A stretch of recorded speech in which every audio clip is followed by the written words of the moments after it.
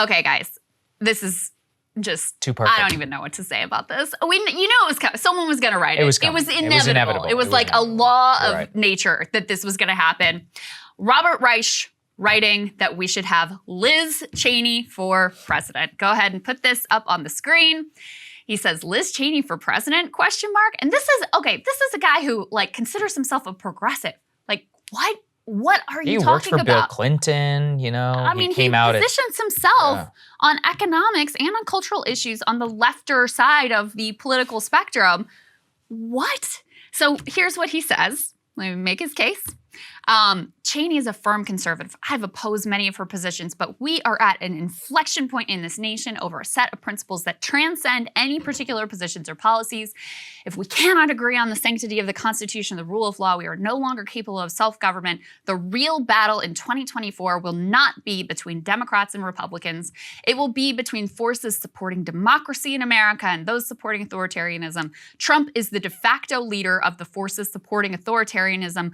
Liz Cheney has become the de facto leader of the forces supporting democracy. Oh, what do you no. think of that, Saagar? Yeah, well, I mean, look, I actually hope they run her because it would be a great referendum on Cheney-style politics. Please, God, no.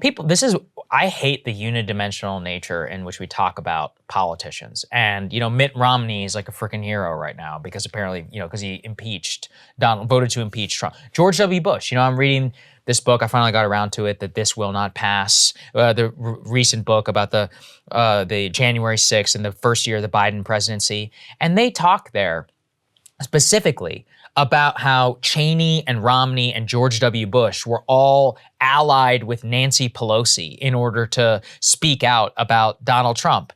And I was just like, you know, Nancy Pelosi became the Speaker of the House and a national figure in 2006 for speaking out against George W. Bush and the Iraq War, something that was good. And yet, because Bush is willing to call out, you know, authoritarianism here in America, wherever it was supposedly Trump, he's been rehabilitated in the eyes of the Democrats who rightfully, you know, rebuked him in office in 2006, and he had one of the lowest approval ratings of all time. He ruined this country. He ruined Iraq and much of the globe and U.S. global standing as well. But all of that appears to be fine. I also remember Liz Cheney, when she was on the House floor and Dick Cheney was there to support her on the Republican side, and all these Democrats, including Pelosi, lined up to shake his hand. I'm like, what are you doing? There is no more...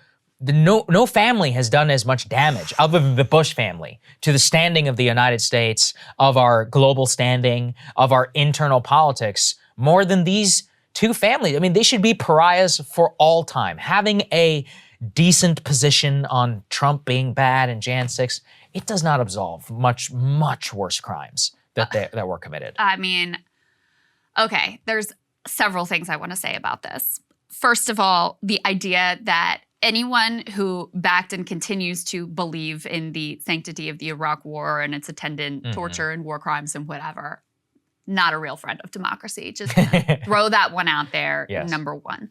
Number two, it is the lowest bar of all time to be like, wait, you don't support the violent overthrow of our government? You should be president. Oh my God, that's amazing. Like, that is, I aspire to a little bit better from us. But the real core of the problem with this whole formulation, and the reason this is useful is because this does reflect the sort of liberal worldview and ideology that is completely mainstream right now. This is the democracy versus authoritarianism. Is it completely ignores how we ended up in a place where you could have people susceptible to Donald Trump's lies and nonsense and election conspiracies and all of that to start with. Here's the spoiler alert. If we have the policies of Liz Cheney, we're going to get more erosion of democracy, not less. Whether or not she, you know, says she supports the Constitution and whether or not she felt bad about, didn't like January 6th or any of that, you are leading us down the path of more precarity, more instability, more political violence, more chaos if you continue with the direction, with the policies that Liz Cheney would want to implement. Those are the policies by and large that we have had over the past 40 years that led us to this point. doing the same thing again and thinking you're going to get a different result is the height of insanity. Instead, you will get more January 6th, not less. That's the real problem with this whole formulation. Yeah, you know, Liz Cheney thinks that we should have been in Afghanistan forever. She opposed the Trump peace deal and all of that. Liz Cheney also said at one point that our national debt is the biggest national security threat that we face as a country. This is somebody who is a dyed-in-the-wool, Dick Cheney type conservative, which we all once Ghost wrote his recognized bio with him. Oh, not just Ghost wrote. I mean, she has been a harbinger of his politics and has been a big believer in it for a long time. Not to mention, she's actually very socially conservative. We all remember how she treated her sister, during the campaign trail. It's like, how does all this stuff just get white? I guess I was literally a child when all this was happening. I still remember the Cheney, just like the controversy around Cheney and how the national conversation even happened around him. But everything is forgiven as long as you oppose Trump. And I think that's what drives me insane about both right and left politics, which is that you can be a right winger and be MAGA if you just support Trump, like Elise Stefanik, right? Elise Stefanik is, by most accounts of these so-called social conservative warriors, she's a huge lib. But Trump says, oh, she's going to be the next GOP nominee. You know why? Because he only cares that she fought for him during the impeachment and during Ukraine Gate and is like flirting with Stop the Steal. And apparently on the left, all it takes to be a Democrat is, oh, I hate Trump. There should be much higher standards for all of us as to what it actually means to be a part. This is why I refuse to affiliate with any broader political movement, because I'm like, I don't want to be a part of your bullshit. I'm just into whatever I want to do. And that's how most people are. It's just, it really fundamentally misunderstands the problem. Yeah. The 1-6 is a symptom of the problem. It is not actually the problem. And Liz Cheney is going to give us a lot more pushing us more in that direction. This doesn't deny the agency of the wrongdoers on that day or say they shouldn't be held personally accountable, or any of that.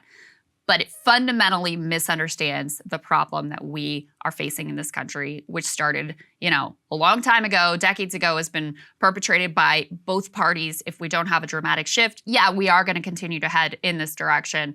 Liz Cheney would just accelerate that trend, not ameliorate it. And look, this is a real brainworm seeping through, elite liberalism. Put this on the screen. Don't forget this one. Biden-Cheney 2024 from Thomas Friedman. And, Liz Cheney, even right now, she knows where her money and where her hide is going to get saved. Throw this up there from Politico. She's turning to Democrats to try and raise money and in order to try and win her primary battle in Wyoming, where she, I think, is probably going to get thrown out of office. She's going to lose. Is it an open primary in Wyoming? Is that the deal that Democrats can vote in it? So I believe, she needs Democrats and independents to change their party registration. So it's not actually an open primary, but she's asking Wyoming Democrat. I didn't even know there were Democrats in Wyoming in order to come out and to do that and to change their party registration to try and save her. And the overwhelming amount of money is also coming from them. And the Wyoming GOP has already come out and censored her. So she's in a serious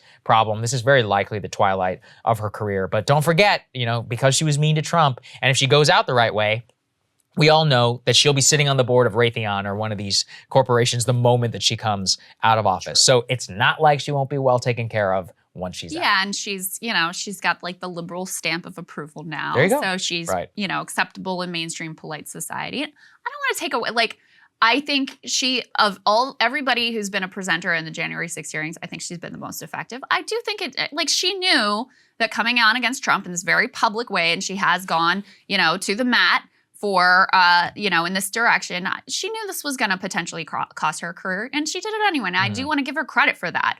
But that does not erase the entirety of everything else she believes. And so, again, I think we need to aspire to a little bit better than that if you actually do care about our democracy. Yeah, that's right. Cable news is ripping us apart, dividing the country, making it impossible to function as a society, and making it impossible to know just what is true and what is false.